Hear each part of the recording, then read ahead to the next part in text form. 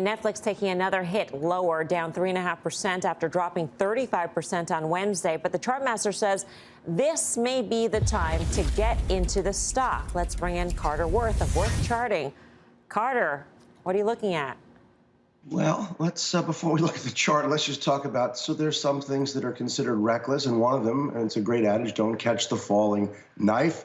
This is probably worse than that. It's trying to catch the falling piano, but I'm going to make the case to do it. Let's not look at the chart. Let's just talk about what we know, and then we'll get to the chart. You see it there, but we have a stock, 21 January, it drops in gaps 21%. 21 April, exactly 13 weeks later, earnings, of course, it drops 37%. So the first thing we know is earnings risk is out of the way. Is that fair to say? We're not going to get earnings tomorrow to make the stock go down. The second is stock drops, they typically happen in twos or threes.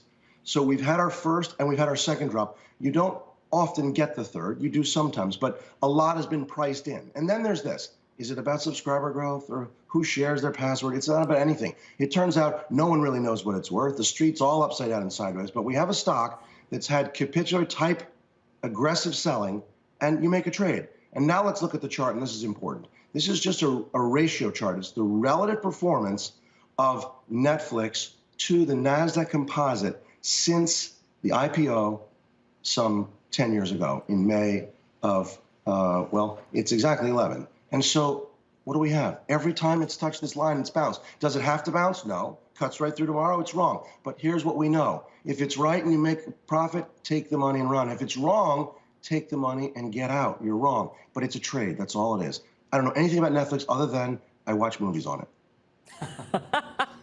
I'm sure not Bridgerton.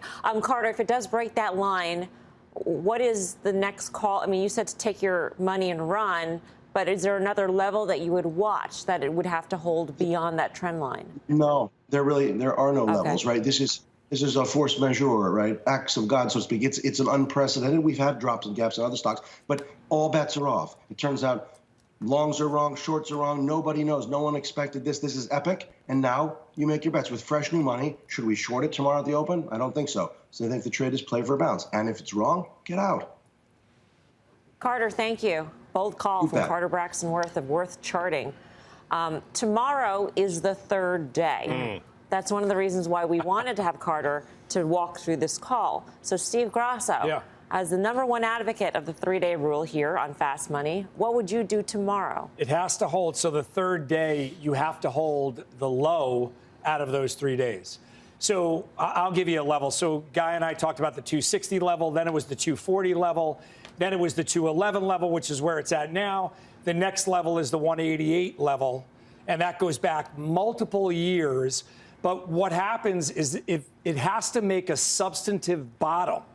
So it's not only just a 3-day rule. It's got to hold the low for those 3 days. If it continues to make new lows, then you got to go on another 3-day rule. So the 3-day rule can turn into the 9-day rule, could turn into the second mortgage on the home, could turn into I bought into a bag. How does 3 go to 9? If you keep making new lows, then you start, the game starts all over.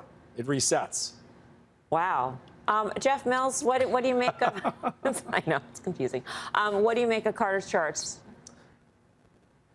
The charts are the charts. I think they're very interesting. I think you could look at another chart, too, and I think this is really what Steve was probably alluding to, but you can just look at an absolute price chart dating back to the early 2000s and draw a straight trend line higher, and that support is right around 190. Steve said 188, so right around that level. So I would look to that if you see some weakness here. But I'll be the first to raise my hand on this. I was very, very wrong about this stock. I was advocating buying it into earnings. I thought around 350 it was going to be a good performer from there. And I do think we're getting to the point now at these price levels where the streaming growth is dead. Pendulum is swinging too far in the other direction. I think it's swung too far in the optimistic direction, as usually is the case. The truth is probably somewhere in between.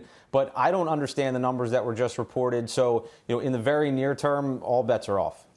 The average price target in the street after today is about 346 or so, #1. Not that that means anything, just for context. On Tuesday, I came on the show and thought you'd see capitulation the next day, would hold 260. We'd have a very tradable bounce. Obviously, that didn't happen. Steve, Karen, and I think Tim that night said, you know what, you got to fade this thing. With all that said, I mean, you traded down to 211 today. You've now traded close to 200 million shares over the last 2 days. you're looking what should be a capitulatory bottom without question. And by the way, the billiard table in the background, the felt that matched Carter's sweater, exquisite job by him. I just want to put that out I'm there. sure he thought about that when he pulled on that crew neck. Tim Seymour, Bill Ackman, of course, got out. He bought after the last disastrous quarter. You bought after the last disastrous quarter. How are you feeling about your position? Well, I think the 3 to 8 rules discussion, maybe the 3/4 rule is for Netflix, because if you think about it, really, this stock has gone from a case where people actually believed that we didn't need to see that their subscriber numbers were linear and consistent, but that suddenly now no one has any idea where they're going to grow. I don't think anyone's going to have any idea until the next numbers. So while I was a 1 day or a 1/4 rule, I think 3/4 is certainly relevant to all of the questions around them. Every check mark in the bear thesis. But look, at $13 a share, which is what they're going to earn next quarter, and that's not aggressive relative to even where I think people believe they still can be profitable in 18 to 20%. This is an 18 multiple, an 18.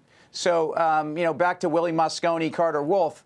Carter Worth, you've got a case here where I actually believe that the stock on the charts may be interesting, but for value players, and I realize it may be too early to go from growth stock to value stock, but this stock's not expensive, and it's probably not been this cheap in a decade.